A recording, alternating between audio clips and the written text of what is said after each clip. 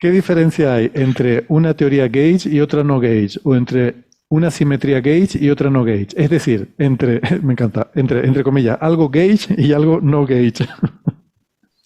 Gastón quiere Sí. iluminarnos. eh, bueno, sí, a ver, una teoría de gauge es una teoría que tiene simetría de gauge, así A- que a- pasamos a la a- segunda. Aclaro, porque estamos en la semana que estamos, que gauge, ¿eh? Hay que pronunciar bien esa ch. En inglés es como un dial, que moviéndolo Claro, Sí, regulas algo. efectivamente. exacto.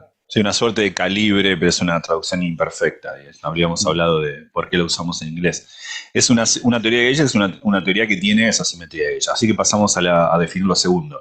La simetría de gauge es un tipo de transformación de simetría que es como condición necesaria, pero no suficiente, que sea Hemos pasado de continua. gauge a trans. Espérate, esto se pone interesante. Que sea continua, es decir, típicamente es un campo que no necesariamente es vectorial, pero en las teorías del modelo estándar son campos vectoriales en los que uno se da cuenta que puede redefinir el campo por otro campo de una manera continua, es decir, hay un parámetro que es una función, o sea, no solamente continua, sino local, es decir, ese parámetro en cada punto del espacio puede tomar diferentes valores. Le sumo, por ejemplo, la derivada de una función, en el caso más sencillo, y a efectos de la teoría, eso no representa un cambio físico, es decir, es una simetría. El campo fundamental es redefinido por otro campo fundamental, pero de una manera no caprichosa, sino muy particular, que es sumándole algo que es una función del espacio, y la teoría deviene en sí misma. Eso es, por definición, una teoría de gauge. Y esa es la razón por la cual se llama de gauge, porque hay como una suerte de continuidad en ese parámetro que no solamente es continuo, sino que, repito, depende de cada punto del espacio-tiempo. Ahora es una condición necesaria, no suficiente, porque hay otras simetrías en la naturaleza que también son continuas y que dependen del punto del espacio y no son estrictamente de gauge, aunque a veces se las llama de gauge. Por ejemplo, la que aparece en la gravedad, que es un cambio general de coordenadas, lo que se llama técnicamente de diffeomorfismos. Es un poquito más sutil. Se puede decir de alguna manera que la teoría de gravedad es una teoría de gauge para el grupo de diffeomorfismos. No es estrictamente cierto porque forma una álgebra abierta, pero básicamente podemos quedarnos con este corolario.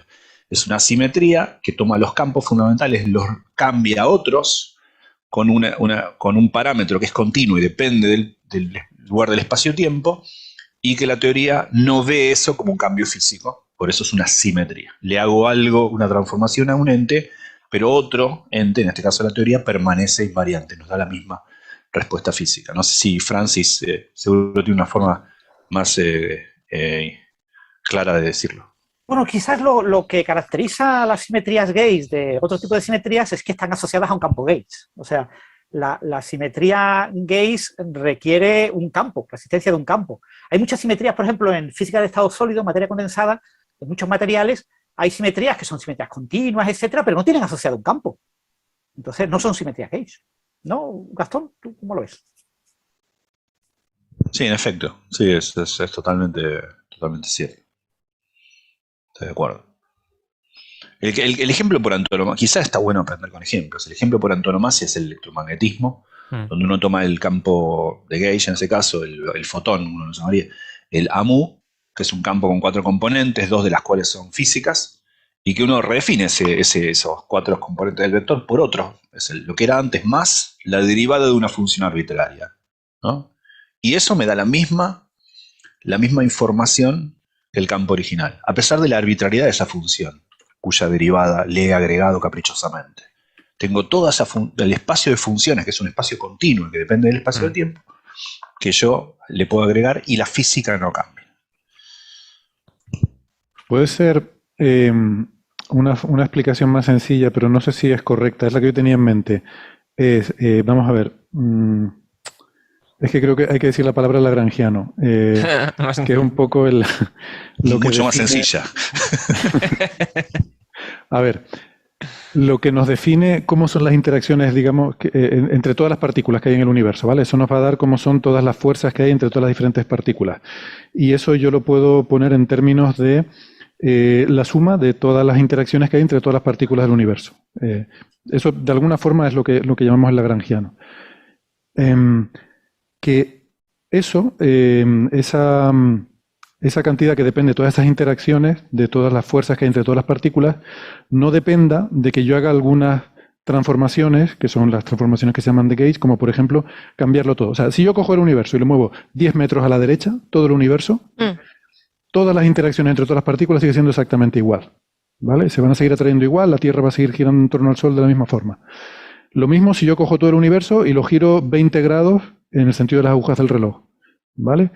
Ese lagrangiano, o sea, esa colección de todas las interacciones entre todas las partículas va a seguir siendo la misma. Yo, así es como lo veo intuitivamente. No sé si... Y me resulta más sencillo de verlo así. Lo que acabas de expresar son 4 simetrías de naturaleza del grupo de Poincaré. Son las simetrías del espacio-tiempo. Exactamente. Eso es como estás haciendo un juego con toda la geometría del universo. Y es correcto. Si lo traslado todo, pero todo, como no importan las relaciones físicas, las distancias relativas, justamente como el espacio-tiempo tiene las simetrías que tiene, que es del grupo de Poincaré, las que acabas de mencionar son algunos casos particulares de transformación de Poincaré. Por ejemplo, si todo el universo lo muevo a velocidad constante, también es una simetría. Y esa es otra de las simetrías de Poincaré, porque en particular está el grupo de Lorentz. Ahora, el punto es que eso es el espacio-tiempo, y el espacio-tiempo es la gravedad. Así que esas que mencionas son transformaciones de gauge muy particulares, las relacionadas con el campo gravitacional. Hay otras que tienen que ver con campos más abstractos, como el campo del fotón, que no es el espacio-tiempo, es algo sobre él. Y estas también tienen sus propias simetrías un poco más abstractas, que no se pueden pensar como movimientos en el espacio, pero como bien explicas, es una excelente analogía porque matemáticamente se parecen mucho. Pero tiene esas y otras más, digamos, ¿no? Exacto. Vale.